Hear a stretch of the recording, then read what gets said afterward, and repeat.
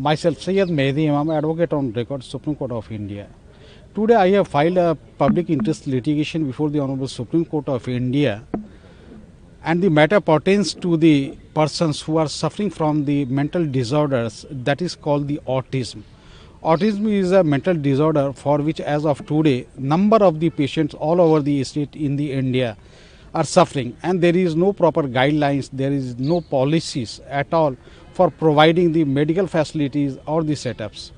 Though number of the setups in the India in the different states are there, but they are not providing the sufficient number of the facilities available so that it can be resolved, so that the patient can get the proper treatment for it, for which we have filed the petition and we have sought number of the prayers, and for which already we have made the key issues before the Honorable Supreme Court of India, and we have read over and the court has considered the key issues, and along with our petition we have made the suggestions also that what is the remedy which needs to be adopted by the state government or by the government of India, so that if any policy would be framed, that may be implemented in toto. This was the whole prayer before the Supreme Court of India, and the Supreme Court has issued notice on this aspect after taking care of the. And the one question also fell from the court, that what is the number of the patient, what is the ratio in respect to the census, the number of the patients. The census was conducted in the year 2011. As per the census, last census, the number of the patients were 2.11 of the total 2.2 total population of the India. So court has also taken care of and considered this aspect also. Sir आपका name बताइए। सैयद मेहदी इमाम। हाँ, आज हमने supreme court में एक PIL file किया, मेहदी इमाम, advocate on record, supreme court of India. हमने आज एक जनहित याचिका सुप्रीम कोर्ट में दायर की। उसके अंदर में जो हमारी मेन प्रेयर थी कि एक बीमारी है, एक डिज़ॉर्डर है, that is the mental disorder, that's called the autism, और ये दिन ब दिन इतनी ज़्यादा बढ़ती जा रही है, और ये जो बीमारी है ये इसका कोई ये नहीं है कि हाँ ये सिर्फ बच्चों में होगी, जवानों में होगी, बूढ़ों में होगी, ये कब किसको होगी ये कुछ नहीं कहा जा सकता है।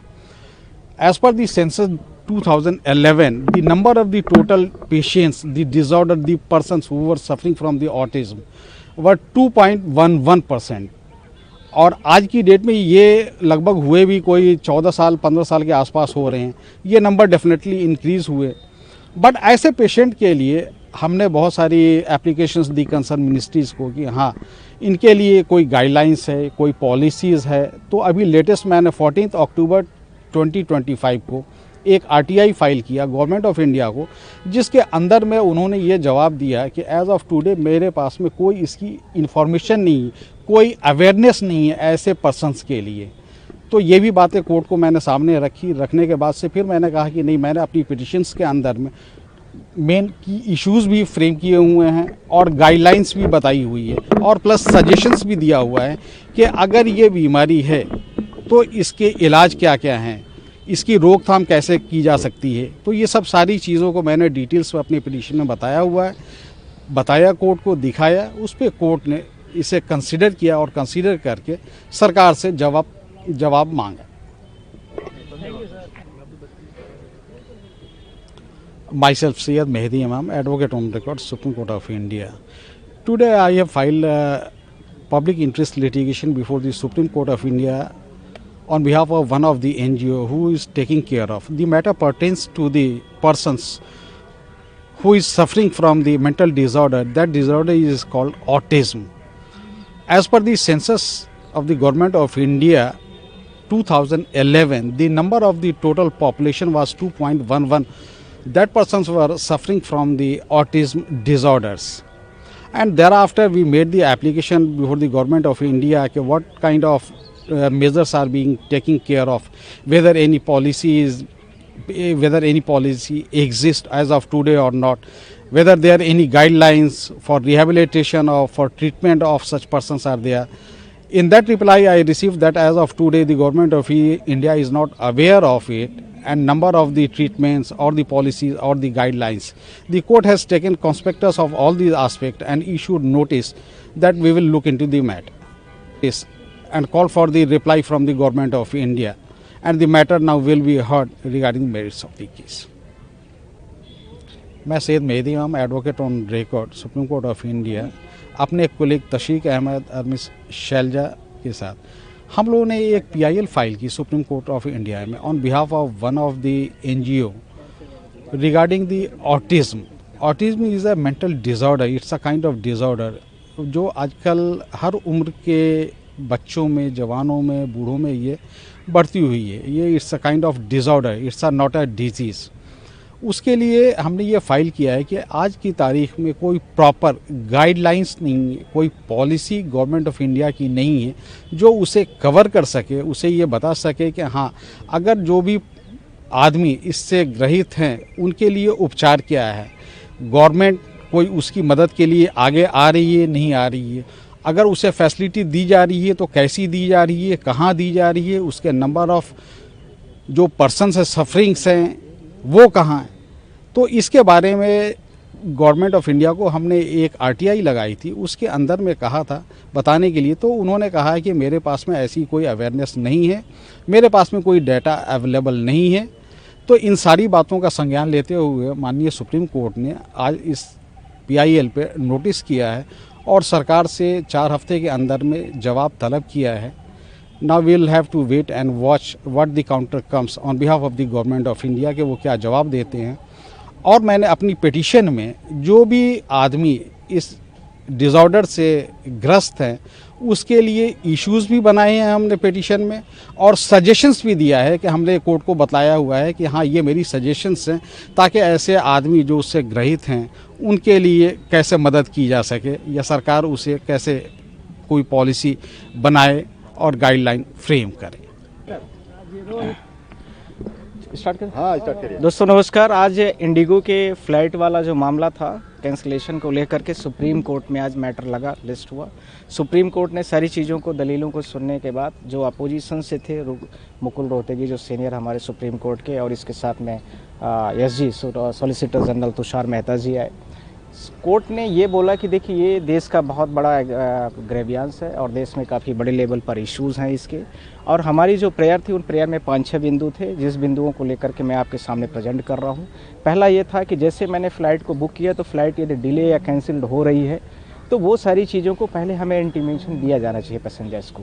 शायद हाई कोर्ट में भी इस चीज़ को लेकर के बोला गया था. दूसरा, इसके साथ में मैंने बोला कि यदि प्री में ही सारी चीज़ों को बता दिया जाए तो पैसेंजर शायद घर से न आए. तो एक हो गया कि बोर्ड पासिंग के पहले और एक हो गया बोर्ड पासिंग के बाद का मैटर. तो बोर्ड पासिंग के पहले इन सारी चीज़ों को यदि क्योर किया जा सकता है तो कुछ चीज़ों का इशूज़ ख़त्म हो सकता है.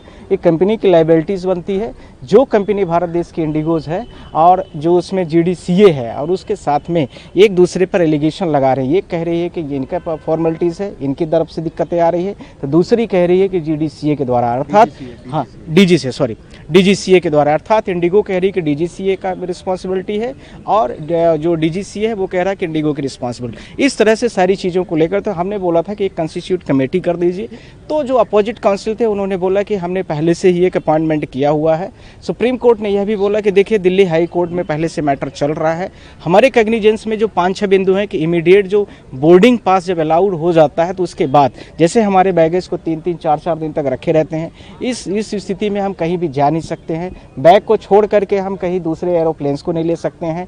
फ्लाइट मोड या और दूसरे पैसेंजर्स के जो कन्वीनियंस मोड होते हैं उस पर भी नहीं ऑप्शन है. तो ये सारी चीज़ों को लेकर के ये. दूसरा, इसके साथ में जो हमारा जो हैंडीकैप्ड और डिसेबल्ड पैसेंजर्स हैं उनको लेकर के था कि ये जो डिसेबल्ड हैं उनको फिजिकली से कुछ, और इसके साथ में जो सीनियर सिटीजन्स हैं, वीमेंस हैं, प्रेग्नेंट महिलाएं हैं, साथ में 0 to 5 ईयर्स के जो किड्स हैं उनको लेकर के समस्या है.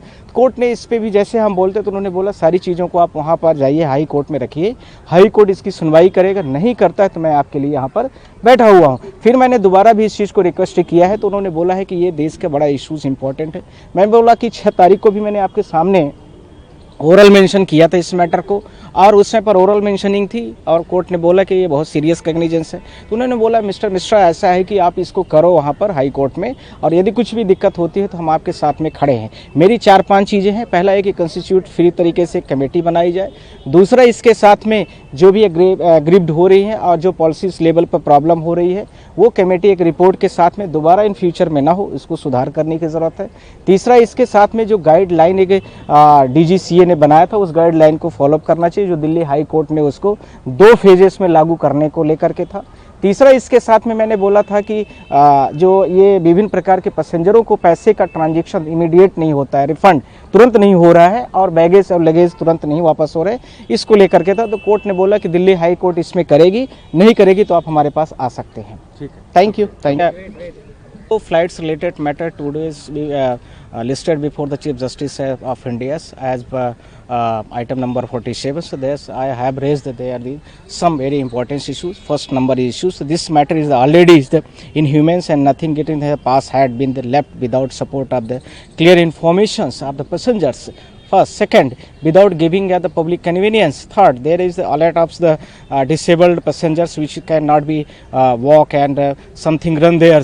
So this is the issues already that I mentioned before the Chief Justice of India, and Chief Justice of India he said there कि this matter, similar matter already is the in the listed and directions already given by the Delhi High Court. Hence your matter is the similar to the Delhi High Court, and if the High Court is not taking any cognizance, then you will come there.